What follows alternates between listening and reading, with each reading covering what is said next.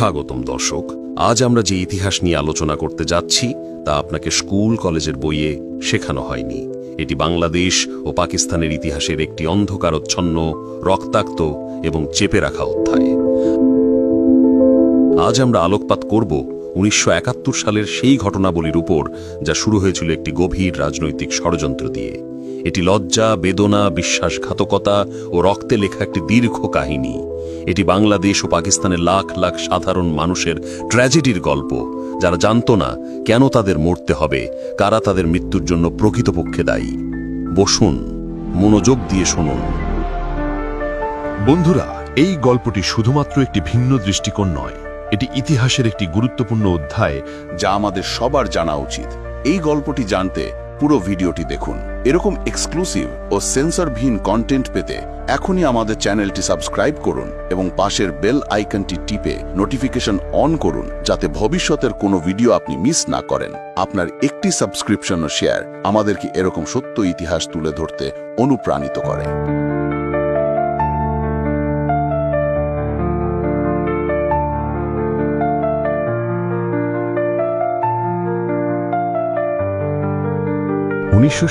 সালে ব্রিটিশ ভারত ভাগের পর মানচিত্রে যে অদ্ভুত ও অপ্রাকৃত রাষ্ট্রের জন্ম হয় তার নাম ছিল পাকিস্তান। একই দেশে দুই অংশ, কিন্তু মাঝখানে হাজার মাইলের ভারতীয় ভূখণ্ড। শুধু ভৌগোলিক দূরত্বই নয়, ভাষা, সংস্কৃতি, খাদ্যাভ্যাস, অর্থনৈতিক কর্মকাণ্ড সব দিক দিয়েই ছিল আকাশ পাতাল পার্থক্য। অনেক রাজনৈতিক বিশ্লেষক ও ইতিহাসবিদের মতে এই কৃত্রিম একত্রীকরণের ভিত্তি ছিল অত্যন্ত দুর্বল। এই বিভাজন একদিন না একদিন রাজনৈতিক বিভাজনের রূপ নেবে, তা ছিল একটি ঐতিহাসিক সম্ভাবনা। কিন্তু প্রশ্ন হল, সেটি কিভাবে ঘটল? শান্তিপূর্ণ পথে, নাকি একটি ভয়াবহ ও রক্তক্ষয়ী যুদ্ধের মাধ্যমে?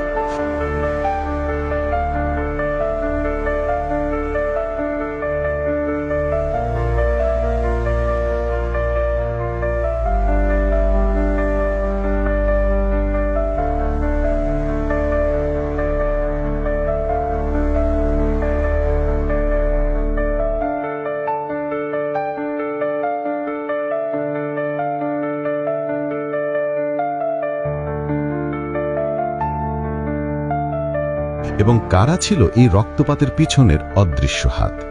আজকের আলোচনা তারই ইঙ্গিত দেবে। কিন্তু এখানে সবচেয়ে গুরুত্বপূর্ণ প্রশ্ন হল, এই বিচ্ছিন্নতা কি শান্তিপূর্ণ উপায়ে আলোচনার টেবিলে সমাধান করা যেত না?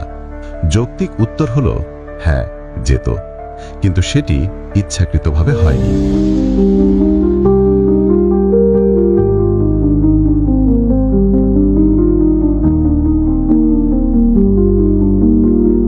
কারণ ভারতের একটি সুস্পষ্ট নথিভুক্ত ভূ রাজনৈতিক স্বার্থ ছিল এই বিভাজনকে রক্তাক্ত, অস্থিতিশীল ও অপরিবর্তনীয় করে তোলা।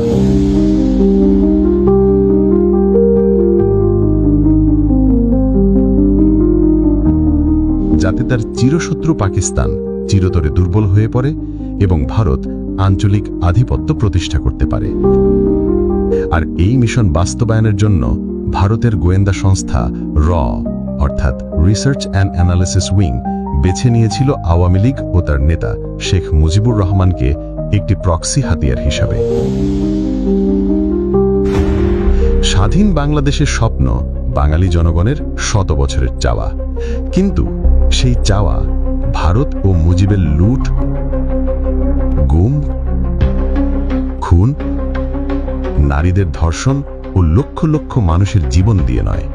এই চক্র ধাপে ধাপে পরিকল্পিতভাবে পাকিস্তানের শাসক গোষ্ঠীকে যুদ্ধের দিকে নিয়ে যায়, পরে পাক বাহিনী দিয়েও ও নিজেরাও মিলে গোপনে স্বদেশীদের গণহত্যার উৎসবে মেতে ওঠে। বিশ্ববাজারে প্রচার করতে থাকে এইসব হত্যা শুধু পাক সেনারাই করেছে।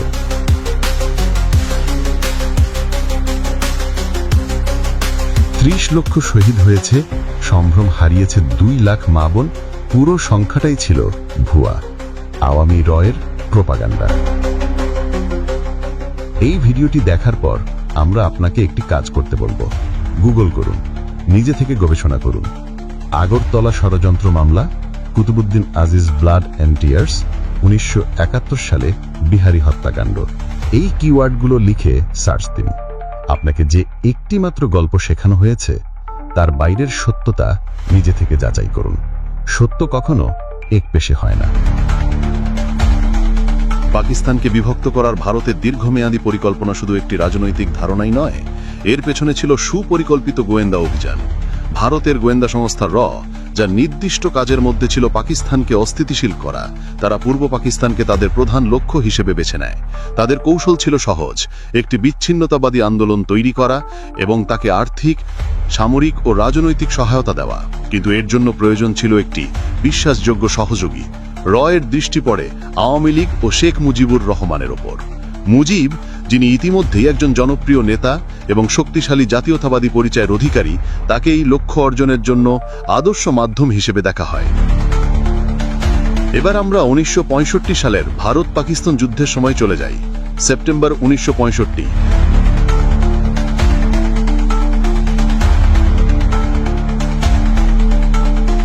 দুই দেশ যখন সীমান্তে পূর্ণমাত্রার যুদ্ধে ব্যস্ত, তখনই পূর্ব পাকিস্তানের একজন উদীয়মান নেতা শেখ মুজিবুর রহমান তার কিছু ঘনিষ্ঠ সহযোগী নিয়ে ভারতের ত্রিপুরা রাজ্যের আগরতলা শহরে গোপনে বৈঠক করেন ভারতীয় গোয়েন্দা কর্মকর্তাদের সাথে। এই বৈঠকটি ছিল একটি আনুষ্ঠানিক ষড়যন্ত্রের সূচনা। এটি ছিল একটি সশস্ত্র বিদ্রোহের বিস্তারিত পরিকল্পনা সভা, যার একমাত্র উদ্দেশ্য ছিল পূর্ব পাকিস্তানকে জোরপূর্বক পাকিস্তান থেকে বিচ্ছিন্ন করা। এই সহায়তা ছিল সব দিক থেকে: আগরতলায় বৈঠকের আয়োজন থেকে শুরু করে গণমাধ্যমে প্রচারণা, মিলিশিয়াদের সশস্ত্র প্রশিক্ষণ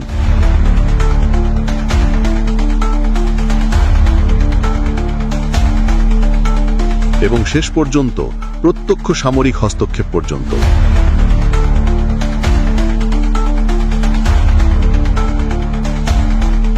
We are college students, we didn't know. আমরা ছিলাম কলেজের ছাত্র। আমরা তখনকার ভারত সরকারের আকাশবাণীর বেতার সম্প্রচার প্রচারণার প্রোপাগান্ডা বা গুজব বুঝতে পারিনি। বেশিরভাগ প্রচারণাই করা হতো ভারতের রেডিও, আকাশবাণীর মাধ্যমে। যেহেতু আমরা ছাত্র ছিলাম, তরুণ ছেলে ছিলাম, তাই আমাদের তখন সেই বোধ ছিল না আসলে চূড়ান্ত বাস্তবতা কি, পাকিস্তানকে বিভক্ত করার পরিণতি কি হতে পারে। ভারতীয় নেতা এবং নীতি নির্ধারকরা 1947 সাল থেকে পাকিস্তানকে বিভক্ত করার জন্য সক্রিয় ছিলেন। 1947 পরিণামে শেখ মুজিব হবেন একটি স্বাধীন রাষ্ট্রের প্রধান। এটি ছিল একটি বিদেশি গোয়েন্দা সংস্থার দ্বারা সরাসরি পৃষ্ঠপোষকতা প্রাপ্ত রাষ্ট্রদ্রোহ। পাকিস্তানের গোয়েন্দা সংস্থা আইএসআই এই গভীর ষড়যন্ত্রের প্রমাণ সংগ্রহ করে এবং 1968 সালের 18 জানুয়ারি আগরতলা ষড়যন্ত্র মামলা দায়ের করে।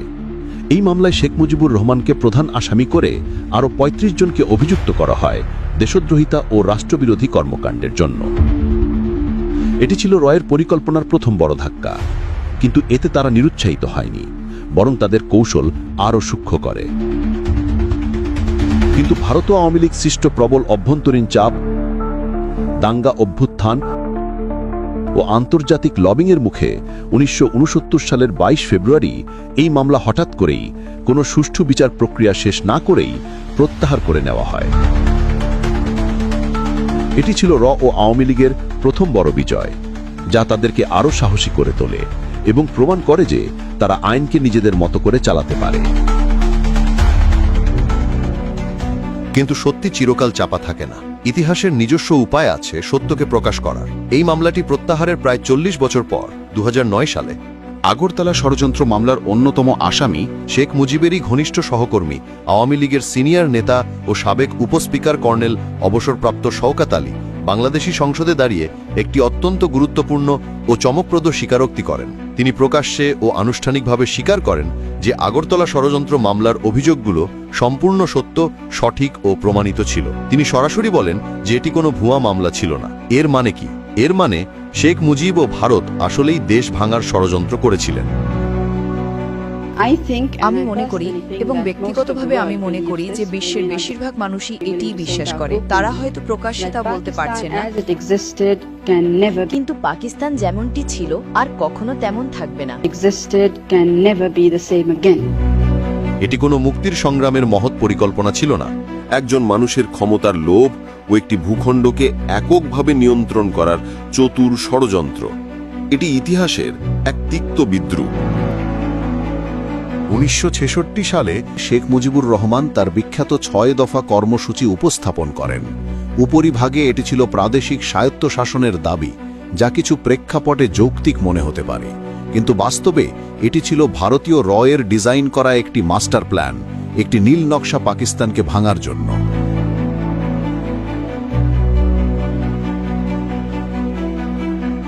এই দফাগুলো বিশ্লেষণ করলে স্পষ্ট হয়ে যায়, আলাদা মুদ্রা ও কর ব্যবস্থা অর্থনীতিকে পুরোপুরি বিভক্ত করে দিত, একটি অভিন্ন বাজারের ধারণাকেই ধ্বংস করত। আলাদা সেনাবাহিনী দেশের জাতীয় নিরাপত্তা কাঠামোকে সম্পূর্ণ দুর্বল ও বিভক্ত করে দিত, যে কোনো বাহ্যিক হুমকির সামনে দেশকে অসহায় করে তুলত। বৈদেশিক বাণিজ্যের একক অধিকার কেন্দ্রীয় সরকারকে অর্থনৈতিকভাবে অকার্যকর করে তুলত। মূলত 6 দফা ছিল পাকিস্তানকে একটি আলগা ও অকার্যকর কনফেডারেশনে পরিণত করার সূত্র, যাকে পরে খুব সহজেই সামান্য চাপ দিয়েই সম্পূর্ণ ভেঙে ফেলা যেত।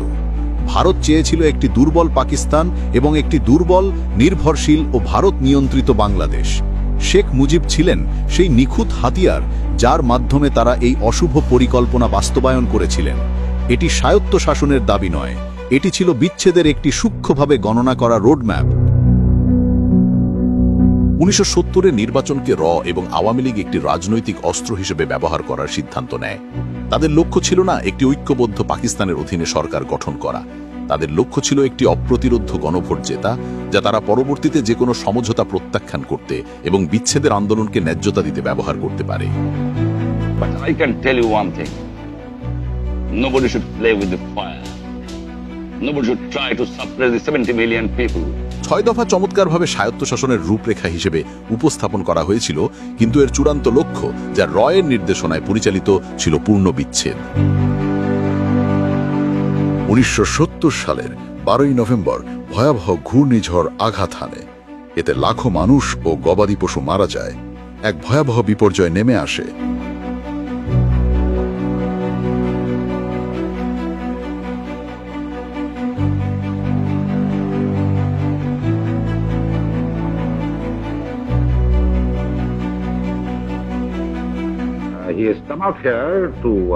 আমি সিদ্ধান্তটি প্রধান নির্বাচন কমিশনারের ওপর ছেড়ে দিয়েছি।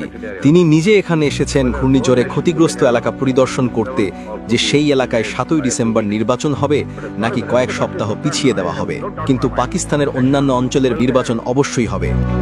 তখন নির্বাচন পেছানো নিয়ে আলোচনা হয়েছিল, কিন্তু এসবের পরও আওয়ামী লীগ বলেছিল, না, নির্বাচন পিছানো যাবে না।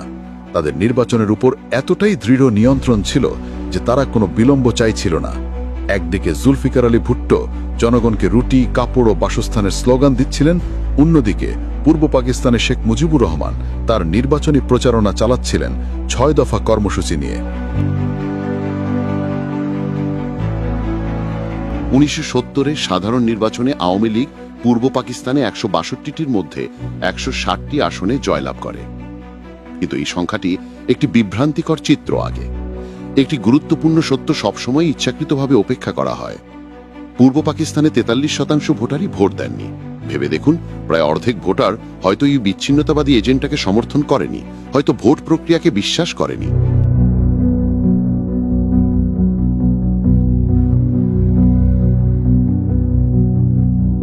অথচ পূর্ব পাকিস্তানের অর্থাৎ বাংলাদেশের আব্দুল হামিদ খান ভাসানী সমর্থিত ইসলামপন্থী অন্যান্য দলের বিপুল জনপ্রিয়তা থাকা সত্ত্বেও তারা একেবারে ভোট পায়নি, এবং এটা ছিল চরম বিস্ময়কর ঘটনা। অনেক ঐতিহাসিকদের মতে 1970-এর নির্বাচন বাংলাদেশের ইতিহাসে প্রথম ভোট ডাকাতির নির্বাচন বলা হয়।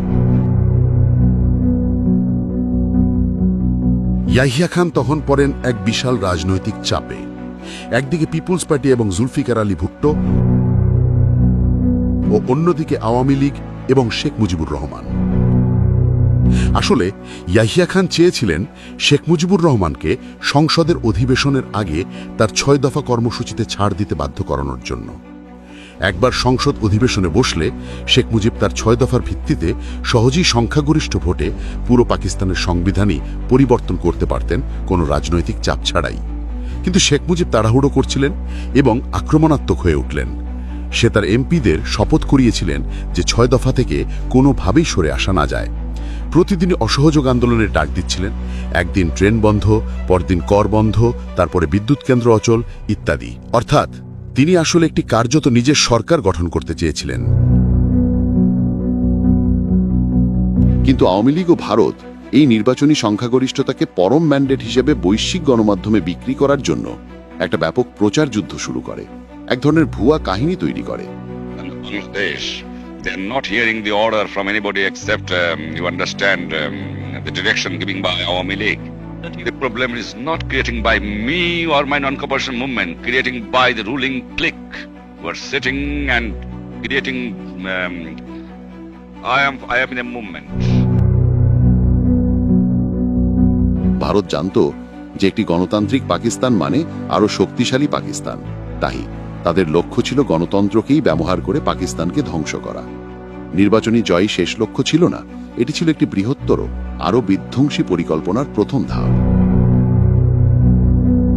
নির্বাচনের পর যখন প্রেসিডেন্ট ইয়াহিয়া খান ও শেখ মুজিবের রাজনৈতিক আলোচনা ভেঙে পড়ে, র এবং তাদের সহযোগীরা চলে যায় দ্বিতীয় ধাপে, তখনই ভারত ও আওয়ামী লীগ তাদের আসল সহিংস পরিকল্পনা কার্যকর করা শুরু করে।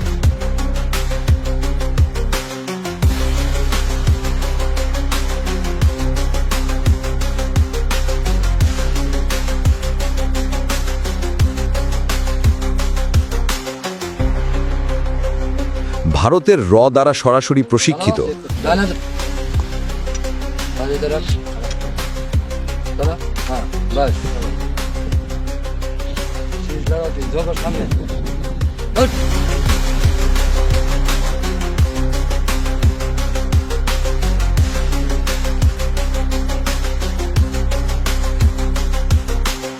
অস্ত্রসজ্জিত, অর্থায়িত ও নিয়ন্ত্রিত মুজিব বাহিনী, যা পরে মুক্তি বাহিনী নামে পরিচিত হয়, সংগঠিতভাবে লক্ষ্যভিত্তিক হত্যাকাণ্ড শুরু করে।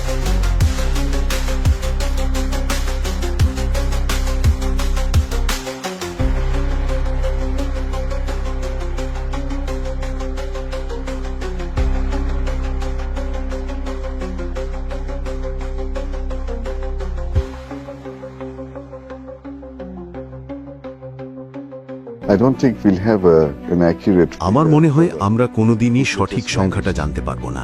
অনেক মানুষ স্রেফ উধাও হয়ে গেছে। তবে আপনি হয়তো মনে করতে পারবেন, আমি 2রা মে যেদিন লিখেছিলাম সেখানে উল্লেখ করেছিলাম যে সবকিছু শুরু হয়েছিল এক ভয়াবহ ঘৃণার বিস্ফোরণ দিয়ে, যখন বাঙালিরা গিয়ে হাজার হাজার অবাঙালি, বিহারি ও পশ্চিম পাকিস্তানিদের হত্যা করেছিল। আমি সংখ্যাটায় প্রায় 1 লক্ষের মতো অনুমান করেছিলাম, যদিও মৃতদেহের সংখ্যা প্রায় 20,000 ছিল। পরে সেনাবাহিনীর অভিযানে আরও প্রায় 1.5 লক্ষ মানুষ নিহত হয়েছে বলে আমার ধারণা।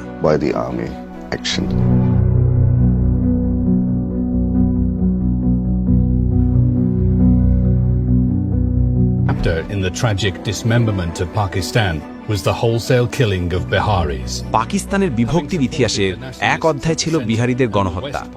তারা যখন মুক্তিবাহিনীর পরিবর্তে কেন্দ্রীয় সরকারপন্থী ও পশ্চিম পাকিস্তানি সেনাবাহিনীর সমর্থন করেছিল, তখন তাদের খুঁজে বের করে মুজিব বাহিনী নির্বিচারে হত্যা করে।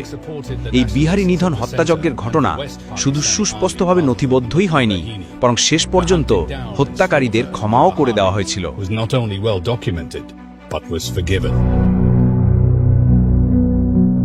মুজিব বাহিনী বনাম মুক্তি বাহিনী। মুজিব বাহিনী মুজিব বাহিনী ছিল ভারত ও আওয়ামী লীগের গুপ্ত হাতিয়ার, গোপনে গঠিত এক বাহিনী। ভারতীয় গোয়েন্দা সংস্থা র ও আওয়ামী লীগের উচ্চ পর্যায়ের নেতৃত্ব দ্বারা সরাসরি নিয়ন্ত্রিত এক বাহিনী। 2. রাজনৈতিক বিশৃঙ্খলা সৃষ্টি, রাজনৈতিক দমন ও জাতীয়তাবাদী নির্মূলের মনোভাব নিয়ে কাজ করেছে। 3. অসহযোগ আন্দোলনের সময় সারা দেশে ভাঙচুর, অগ্নিসংযোগ, নারী ধর্ষণ এবং রাজনৈতিক প্রতিপক্ষের গণহত্যায় জড়িত। স্বাধীনতার পরেও এই বাহিনী পিছনে থেকে গোপনে হত্যা, লুটপাট ও সন্ত্রাস সৃষ্টি করেছে। 4. ভারতীয় র দ্বারা সরাসরি প্রশিক্ষিত, অস্ত্রসজ্জিত, অর্থায়িত ও নিয়ন্ত্রিত একটি বাহিনী। 5. দেশপ্রেমিক বাঙালি, ইসলামপন্থী, ভারত বিরোধী, পাকিস্তানপন্থী ও বিহারি নাগরিকদের গণহত্যায় জড়িত। 6. এরা ভারতীয় গোয়েন্দা সংস্থা র এর মিথ্যা তথ্য ও প্রোপাগান্ডা ব্যবহার করে অপকর্ম চালিয়েছে। 7. এই বাহিনীর সামনে থেকে মুক্তিযুদ্ধ করেনি, পিছন থেকে অপকর্ম করেছে, তাই এদের মৃত্যুর হার কম। শুধু অপকর্মের সময় পাক বাহিনীর হাতে অনেকে মারা পড়েছে। 8. মুজিব বাহিনীর অপরাধের কথা ইতিহাসে প্রায় লুকোনো বা অস্বীকৃত। স্বাধীনতার পরে যারা মহান বীর মুক্তিযোদ্ধা হিসেবে তাদের নাম ইতিহাসের খাতায় লিখিয়েছে। মুক্তিবাহিনী এই বাহিনী প্রকাশ্যে গঠিত মূলত স্বতঃস্ফূর্ত দেশপ্রেমিক তরুণ, সেনাবাহিনীর সদস্য ও সাধারণ নাগরিকদের নিয়ে গঠিত, যারা কেন্দ্রীয়ভাবে ভারতীয় নিয়ন্ত্রণে ছিল না। 2 যারা পরিবার হারানো, দেশপ্রেমিক বা কোনো এক বাহিনী দিয়ে নিপীড়নের শিকার হয়ে স্বতঃস্ফূর্তভাবে মুক্তিযুদ্ধে যোগদান করেছিল। 3 মুক্তিবাহিনীর সদস্যরা ভারতীয় প্রশিক্ষণ ও অস্ত্র পেলেও তারা ভারতীয় এজেন্ডা বোঝেনি বা মানেনি। শুধু দেশ মুক্তির জন্য তারা পাকিস্তানি সামরিক বাহিনী ও তাদের সহযোগী স্থানীয় দালালদের বিরুদ্ধে যুদ্ধ করেছে। 4 সম্মুখ যুদ্ধে অংশগ্রহণ করেছে, গেরিলা কায়দায় অপারেশন চালিয়েছে, বহু তরুণ ও যুবক শহীদ হয়েছে। এই বাহিনীর হাতেই সত্যিকারের দেশ স্বাধীন হয়েছে। 5 ভারতীয় প্রচারণা ও গুজব বিশ্বাস করে পাকিস্তান সেনাবাহিনীকে খুনি ভেবে যুদ্ধে ঝাঁপিয়ে পড়েছে। মুজিব বাহিনীর গোপনে চালানো গণহত্যাকাণ্ড সম্পর্কে অজ্ঞ ছিল। তারা সাধারণ জনগণের বিরুদ্ধে সহিংসতায় জড়িত ছিল না। 6 স্বাধীনতার পরে অনেকেই মুক্তিযোদ্ধার স্বীকৃতি পায়নি। অনেকে নামমাত্র স্বীকৃতি পেলেও মুজিব বাহিনীর অপকর্মের দায় তাদের ঘাড়ে চাপানো হয়েছে। 7 স্বাধীনতার পরে মুক্তিবাহিনীর অনেকে মুক্তিযুদ্ধের আসল উদ্দেশ্য জানতে পেরে নিজেদের মুক্তিযোদ্ধা হিসেবে প্রকাশ না করে সাধারণ জীবনে ফিরে গেছে। আর আমি আপনাকে বলেছি আমি এইসব করিনি। আগে বলেছি তারা চেষ্টা করেছে, কিন্তু আমি কাউকে হত্যা করিনি। Totally organized by Indian law. ভিতরে এটা পুরোপুরি ভারতের গোয়েন্দা সংস্থা র দ্বারা সংগঠিত ছিল, আর বাইরের দিক থেকে এটা মুজিবের মাধ্যমে করা হয়েছে, তাই মুজিবকে দায়ী করা হবে। এবং তারা সবাই এখনো সেখানে আছে, শেখ হাসিনার আশেপাশে আছে, যিনি এখন বাংলাদেশের প্রধানমন্ত্রী। Sheikh Hasina herself এবং শেখ হাসিনা সবকিছু খুব ভালোভাবে জানেন। Mujib Bahini means মুজিব বাহিনী অর্থ হচ্ছে বাংলাদেশের জন্য শত্রু, এবং আমিও মুজিব বাহিনীর ট্রেনিং নিয়েছিলাম। though I was trained by Mujib Bahini. ভারতের র ও শেখ মুজিবের লক্ষ্য ছিল অত্যন্ত নির্দিষ্ট। 1 পশ্চিম পাকিস্তানি সাধারণ মানুষকে আতঙ্কিত করা এবং তাদের পালিয়ে যেতে বাধ্য করা, যাতে পাকিস্তানি সেনাদের একটি বিদেশি দখলদার বাহিনী হিসাবে উপস্থাপন করা যায়। 2 বিহারি সম্প্রদায়, যারা উর্দুভাষী ছিল এবং পাকিস্তানের ধারণাকে সমর্থন করত, তাদেরকে পশ্চিম পাকিস্তানি প্রভাবের প্রতীক হিসেবে দেখা হতো।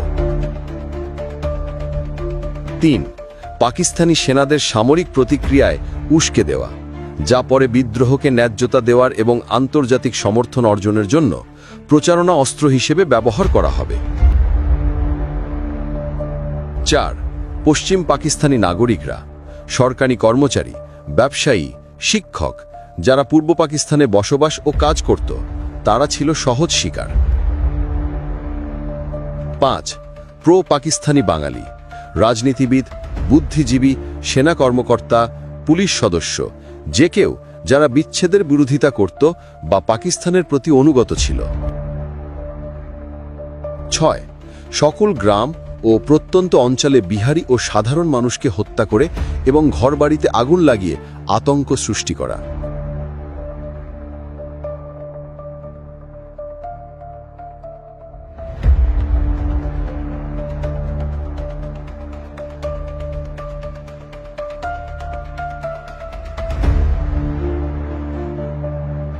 এবং তাদেরকে শরণার্থী হিসেবে ভারতে আশ্রয় নিতে উৎসাহিত করা, যাতে তারা আন্তর্জাতিক গণমাধ্যমে 30 লক্ষ শহীদ হয়েছে এর প্রোপাগান্ডা চালাতে পারে।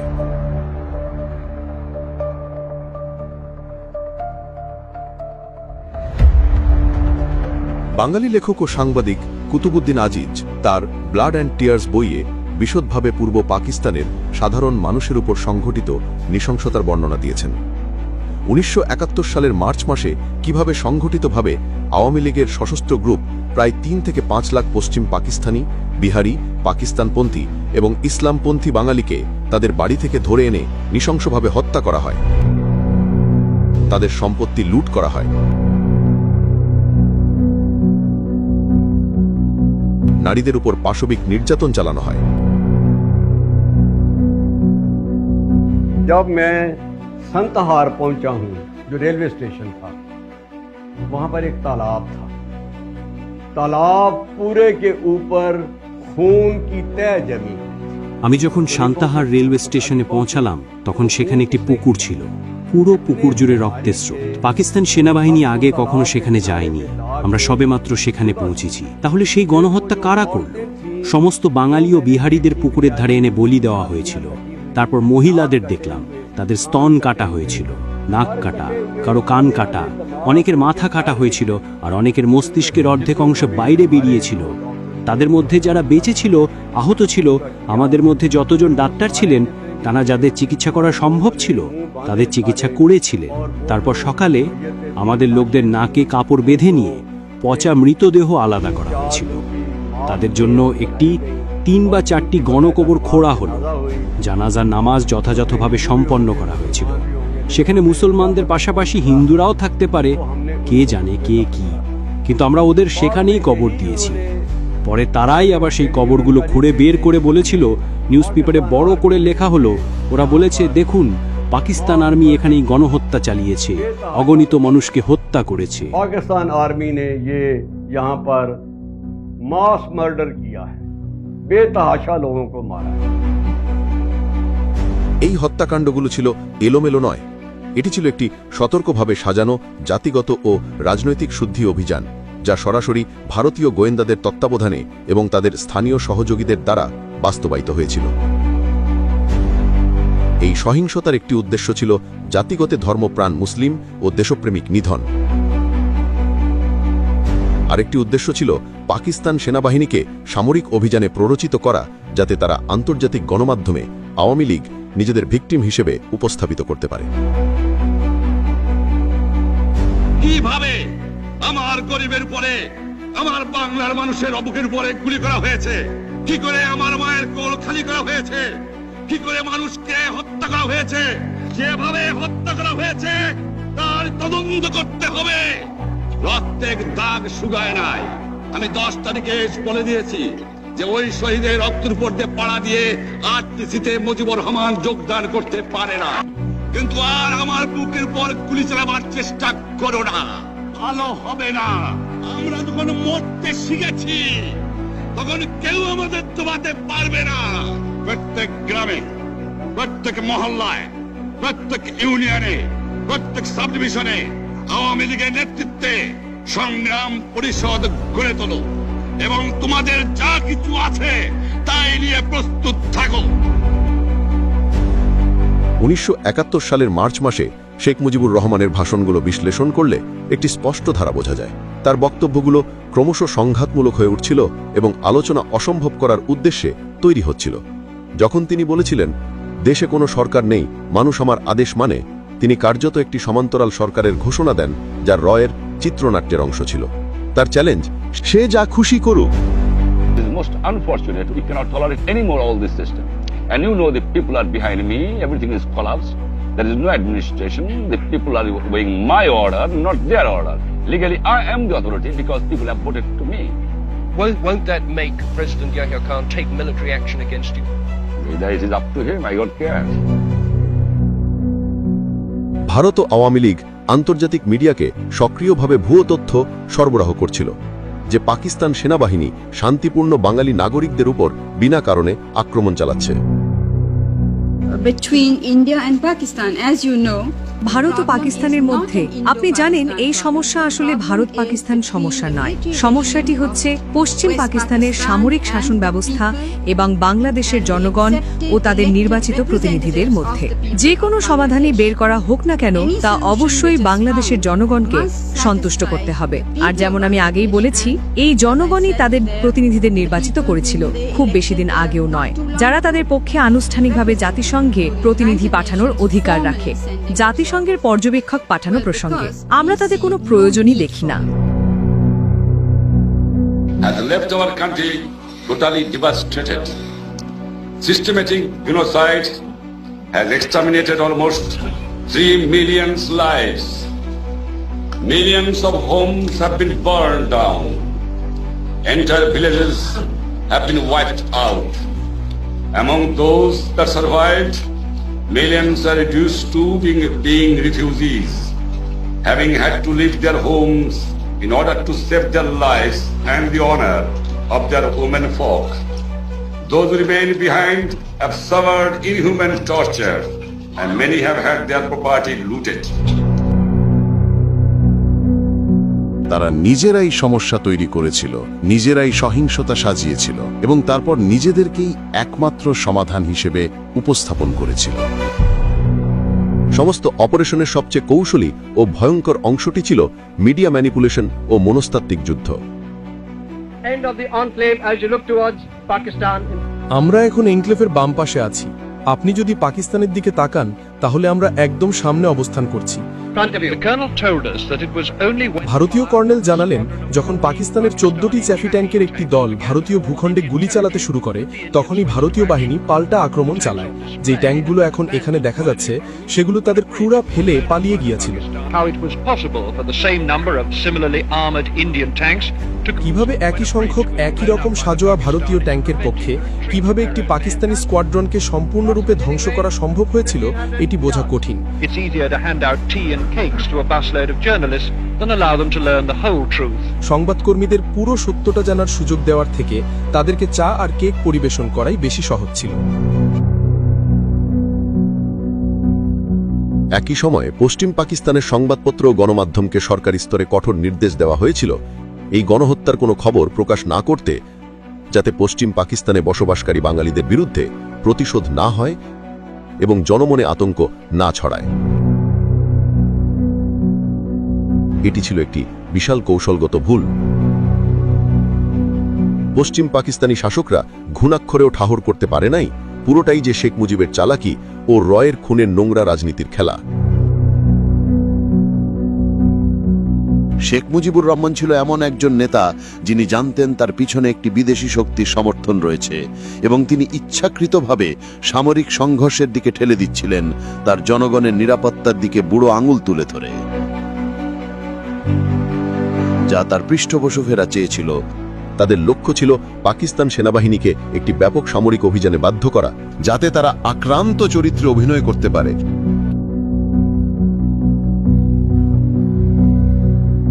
এবং আন্তর্জাতিক সহানুভূতি ও সমর্থন আদায় করতে পারে। And this has been done through, as I said, first through refugee aggression, now through military aggression. We have suffered in the hands of Pakistan 4 aggressions, and we are not going to take it anymore. I wish to give a very serious warning to the Council. এটি ছিল একটি classic মিথ্যা পতাকা বা false flag অপারেশনের সব উপাদান ধারণকারী কৌশল। 25 মার্চ 1971।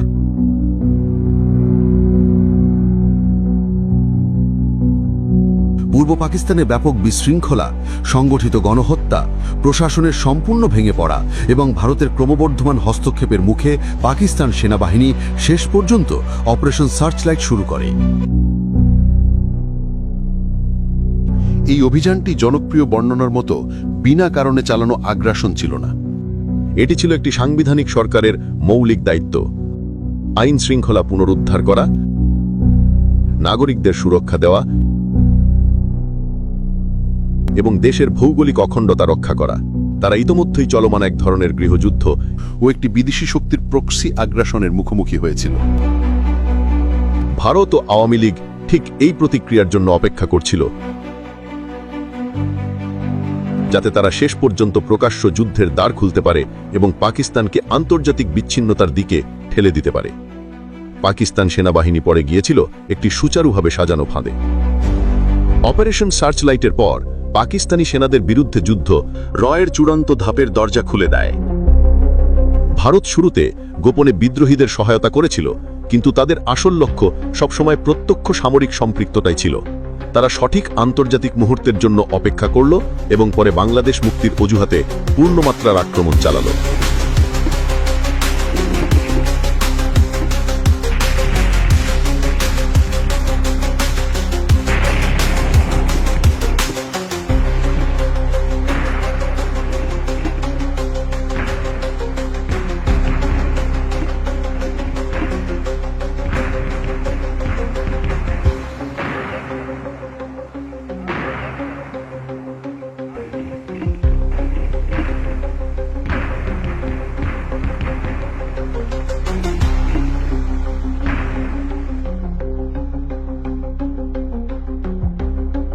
এটি কোনো মানবিক সদিচ্ছার কাজ ছিল না, এটি ছিল বহু বছরের কৌশলের পরিণতি, যার মাধ্যমে পাকিস্তানকে স্থায়ীভাবে দুটি ভাগে বিভক্ত করা হয় এবং ঢাকায় একটি অনুগত সরকার বসানো হয়।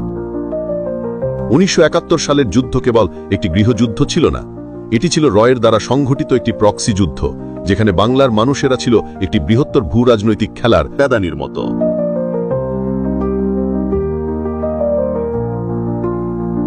সাধারণ নিরীহ মানুষের রক্তই ছিল তাদের চিত্রিত ক্যানভাসের রং।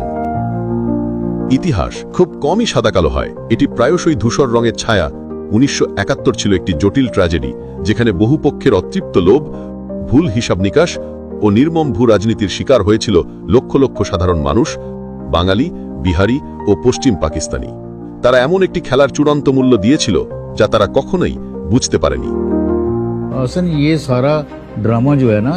এই যে পুরো নাটকটা না, পুরো পলিটিক্যাল নাটকটা আসলে মিস্টার ভুট্টো আর মুজিবুর রহমান মিলে করেছে। তারা এমনকি ইয়াহিয়া খানকেও বোকা বানিয়েছিল।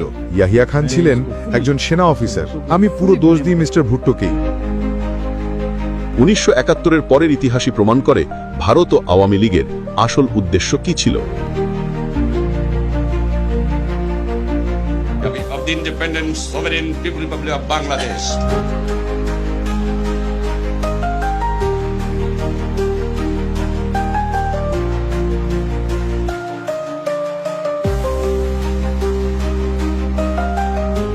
স্বাধীনতার পর খুব দ্রুত শেখ মুজিব তার কর্তৃত্ববাদী রূপ প্রকাশ করেন। বিরোধী দলগুলো নিষিদ্ধ করা হয়, সংবাদপত্র ও গণমাধ্যমের স্বাধীনতা কেড়ে নেওয়া হয়, গুরুত্বপূর্ণ শিল্প ও সম্পদকে জাতীয়করণ করে ভারতের নিয়ন্ত্রণের অধীনে নেওয়া হয়। অবশেষে 1975 সালে তিনি একদলীয় বাকশাল ব্যবস্থা চালু করেন।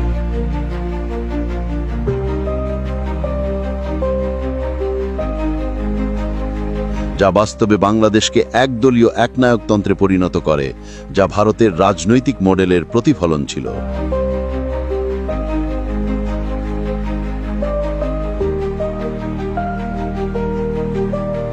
ভারতের রয়ের লক্ষ্য পূর্ণ হয়েছিল। তারা একটি বিভক্ত এবং দুর্বল পাকিস্তান এবং একটি দুর্বল, অর্থনৈতিকভাবে নির্ভরশীল, রাজনৈতিকভাবে অনুগত বাংলাদেশ পেয়েছিল, যা ভারতের আঞ্চলিক আধিপত্য ও ভূ রাজনৈতিক স্বার্থকে পরিবেশন করেছিল। কিন্তু শেখ মুজিবুর রহমানের এই একনায়কতান্ত্রিক শাসনের পরিণতিই ছিল 1975 সালের 15ই আগস্টের মর্মান্তিক ঘটনা, যেদিন তিনি অবশেষে তার নিজের তৈরি ব্যবস্থার হাতেই নিহত হন।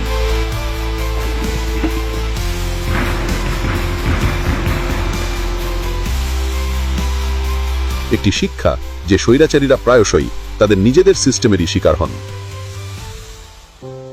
আজ আমরা জানলাম ইতিহাস প্রায় যেমন দেখা যায় তেমন নয়। আমরা জানলাম এক তথাকথিত জন আন্দোলন আসলে বিদেশি শক্তির দ্বারা পরিকল্পিত ও অর্থায়িত এক প্রক্সি যুদ্ধও হতে পারে। আমরা জানলাম ভূ রাজনীতির খেলায় আসল বলির পাঠা হয় সাধারণ নাগরিকেরা, যারা নিজেদের রক্ত দিয়ে মূল্য চুকায়। পাকিস্তান ও বাংলাদেশের মানুষ দুজনেই ছিল ভারতের এবং একদল ক্ষমতালোভী রাজনীতিবিদের আঁকা এক মহাযোজনার চূড়ান্ত ভুক্তভোগী। এই ইতিহাস বলা হয়নি কারণ এটি ক্ষমতাসীনদের বর্ণনার সাথে মেলে না, কারণ এটি অস্বস্তিকর প্রশ্ন তোলে। কিন্তু সত্যকে কখনোই চিরকাল চাপা রাখা যায় না। এটি উঠে আসে তাদের মুখে যাদের সাহস আছে বলার, প্রকাশিত নথিতে এবং ঘটনাবলীর যৌক্তিক বিশ্লেষণের মাধ্যমে। দর্শক, আজ আমরা আপনার সামনে যে প্রমাণ ও দৃষ্টিভঙ্গি উপস্থাপিত করেছি তা নিঃসন্দেহে বিতর্কিত এবং প্রচলিত বর্ণনাকে চ্যালেঞ্জ করে। কিন্তু আমরা আপনাকে উৎসাহ দিই, গল্পের দুই দিকে শুনুন, শুধু আমাদের কথাই নয়, অন্য উৎস থেকেও গবেষণা করুন। মনে রাখবেন, ইতিহাস সবসময় বিজয়ীরা লেখে, কিন্তু সত্যের সন্ধান করা সবসময় আমাদের দায়িত্ব। এই ভিডিওটি শেয়ার করুন, আলোচনা করুন। আসুন আমরা একসাথে ইতিহাসের বিস্তৃত অধ্যায়গুলো উন্মোচনের চেষ্টা করি। শুধু সত্যের মুখোমুখি হলেই আমরা একটি ভালো ভবিষ্যৎ গড়তে পারি। এবং সবচেয়ে গুরুত্বপূর্ণ, সাবস্ক্রাইব করুন আমাদের চ্যানেল এবং বেল আইকনটি চাপুন, কারণ আমরা আরও এমন গোপন ইতিহাস ও বিশ্লেষণ নিয়ে কাজ করতে চাই। ধন্যবাদ আপনার সময় ও মনোযোগের জন্য।